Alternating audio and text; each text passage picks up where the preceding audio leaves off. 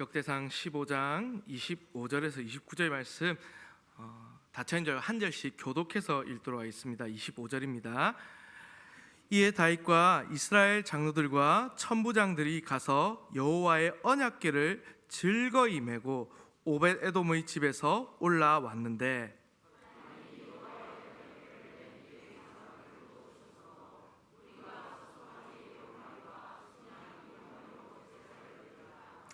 다윗과 및 궤를 맨 레위 사람과 노래하는 자와 그의 우두머리 그냐냐와 모든 노래하는 자도 다 세마포 겉옷을 입었으며 다윗은 또 베에봇을 입었고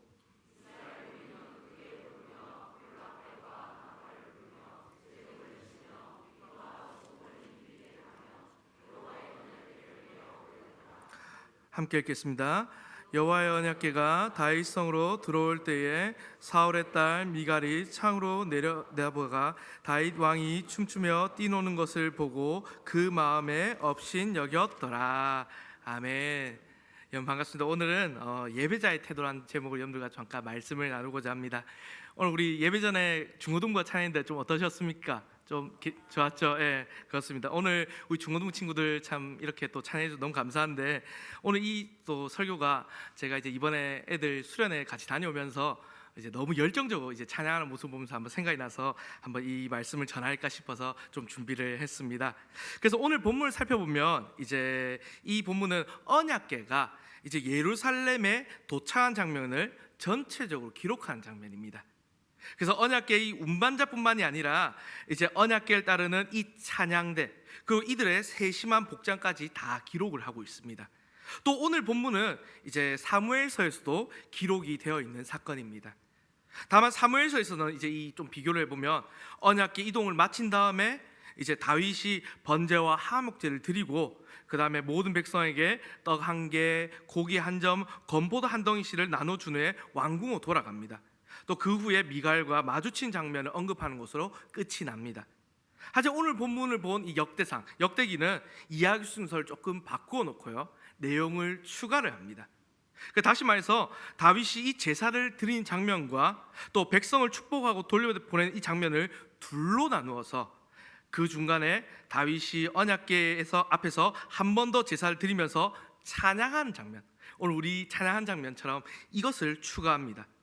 즉 그래서 다윗이 이 백성에게 떡을 나눠주는 장면을 다윗의 찬양 앞에 위치시키고 이제 다윗의 찬양 또 성전 봉사자들의 명단을 넣은 후에 이 다윗이 왕궁으로 돌아가는 장면을 결말로 해놓습니다.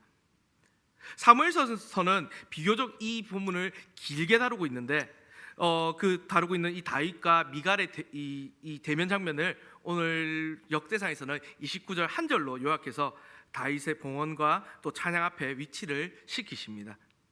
그래서 오늘 이렇게 보면 사무엘서와 역대기 기록이 조금 다른데요 무엇을 강조하고자 이렇게 조금 배치를 바꾸었을까요? 그것은 바로 오늘 하나님을 예배한 자의 온전하고도 모범적인 모습이 무엇인가를 보여주기 위해서입니다. 다윗은 우리에게 하나님을 예배하는 자, 저 온전하고도 모범적인 모습을 보여줍니다. 하나님은 우리를 창조하셨을 뿐만 아니라 우리가 잘 알듯이 우리를 예수 그리스도 안에서 구원을 해주셨습니다. 이런 이유로 우리는 정말 하나님을 예배해야 되고 하나님은 예배받기에 합당하신 분이십니다. 우리는 하나님을 예배한 자로서 어떠한 모습과 오늘 태도를 갖춰야 될지를 한번 살펴보고자 합니다. 그래서 첫 번째는 어떤 태도를 갖춰야 하는가? 먼저는 즐거움, 기쁨으로 나아가야 한다는 것입니다. 여러분들은 우리 중고등부 친구들도 있고 청년들도 있고 우리 구역 우리 또 많은 성도님도 계신데 여러분들에 있어서 기쁨은 무엇입니까? 기쁨은 사실 하나님이 함께 계신 곳에 일어나는 자연스러운 현상입니다. 우리 이렇게 함께 모여서 교회에서 예배 드릴 때 기뻐하는 거 너무나 자연스러운 기쁨입니다. 그런데 우리는 하나님을 모시는 것, 하나님의 뜻을 행하는 것을 생략하거나 등한시하고 기쁨이라는 결과만을 취하려고 하는 경향이 있다는 것입니다. 25절을 보면요 오늘 즐거이라고 나옵니다. 오늘 이 뜻은요 기쁨의 축전과 함께 그렇게 즐거이 모였다는 겁니다.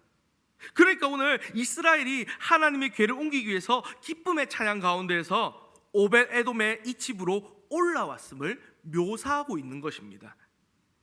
이것은 온 이스라엘이 다윗을 왕으로 삼기 위해 모였을 때 기쁨을 경험한 것과 같은 단어입니다. 그리고 언약궤가 이동하는 이 장면에서 이 단어가 두 번이나 반복해서 사용이 됩니다. 이 단어가 세 번째 나중에 집중하여 등장한 것은 다윗이 성전 건축을 할 때 이 제물을 드릴 때 이 장면, 이 단어들이 등장을 합니다.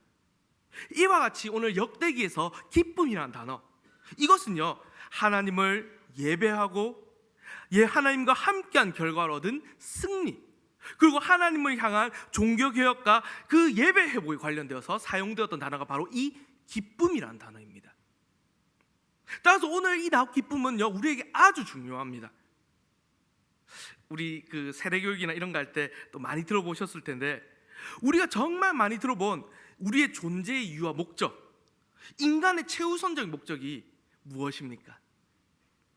웨스트민스터 소요리 문답을 이렇게 기록하죠. 1문에서 사람의 가장 제일 되는 목적은 하나님을 영화롭게 하고 하나님을 영원토록 즐거워하는 것이다 라고 기록을 합니다. 그러니까 우리가 하나님을 즐거움으로 예배하는 것, 이렇게 예배하는 것이야말로 하나님께 영광을 돌리는 마땅하고도 가장 첫째 되는 태도라고 할 수 있습니다. 그런데 과연 우리의 즐거움, 우리의 기쁨은 어디에 있습니까?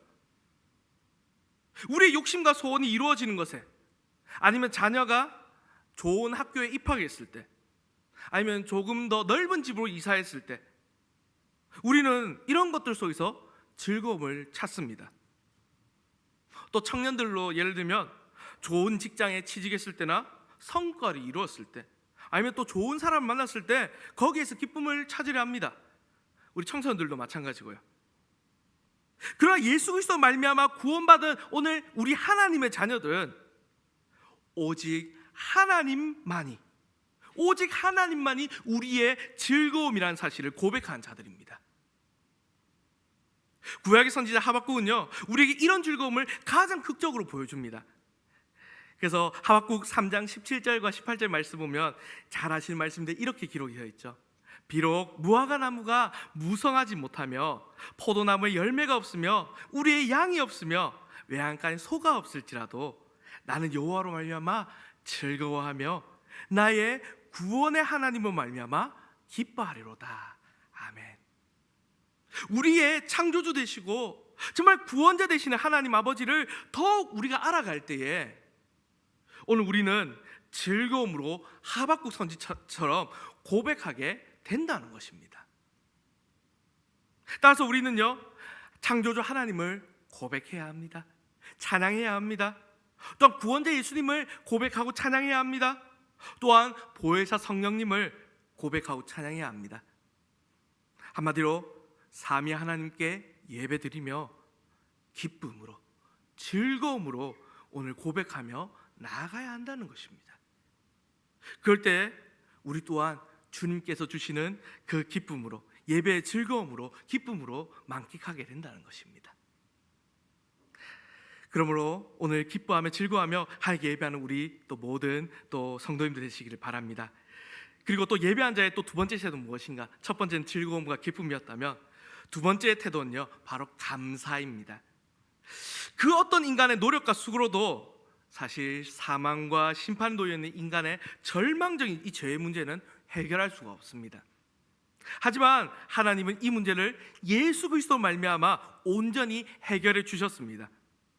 우리는 이 구원의 은혜를 생각할 때에 하나님께 항상 감사하지 않을 수가 없습니다. 그런데 예수님께서 구원해 주신 이 은혜를 우리가 참 당연하게 생각할 때가 있다는 겁니다. 혹시 또는 이럴 때가 있지 않습니까? 이런 이제 하나님의 은혜, 예수님의 은혜에 대한 이야기를 너무 많이 들어서 더 이상 새로울 것이 없는 진부한 이야기로 여기지는 않습니까? 그래서 마땅히 드려야 될, 정말 하나님께 드려야 될 그 감사를요 오늘 우리가 놓치고 살고 있지는 않습니까? 오늘 우리의 심령은 다시 정말 구원의 은혜에 그 감격하며 하나님께서 베푸신 용서에 깊이 감사해야 합니다. 우리가 참 감사해야 될 이유는 많이 있습니다. 시편의 기자는요 이렇게 참 얘기하죠. 시편 43편에서 내 영혼아 어찌하여 낙심하며 어찌하여 내 속에서 불안해하는가. 너는 하나님께 소망을 두라. 그가 나타나 도우심으로 말미암아 내 하나님을 여전히 찬송하리로다 라고 얘기합니다. 하나님은 이렇듯 우리를 도우시는 분이십니다. 하나님은 환난 중에도 우리의 큰 도움이 되어주시고, 또한 하나님은 우리의 고통과 고난을 외면하지 않으시고 오늘 우리의 부르짖는 기도에 언제나 응답하시는 분이십니다. 정말 우리가 지금까지 받았던 은혜와 도우심을 한번 헤아려 보시길 바랍니다. 그렇다면 오늘 이 자리에서, 이 예배 자리에서 감사로 나아가게 될 것입니다. 감사함은 오늘 예배한 자들에게 놀라운 그 은혜와 복을 허락하여 주실 것입니다. 따라서 오늘 우리의 예배는요, 우리의 영혼에서 흘러나오는 즐거움과 감사의 소리가 되어야 합니다. 오늘 그래서 다윗의 언약궤 이 사건을 보면요, 한 번 더 예루살렘으로 들고 오는 것 너무 기뻐서 춤추며 찬양했습니다.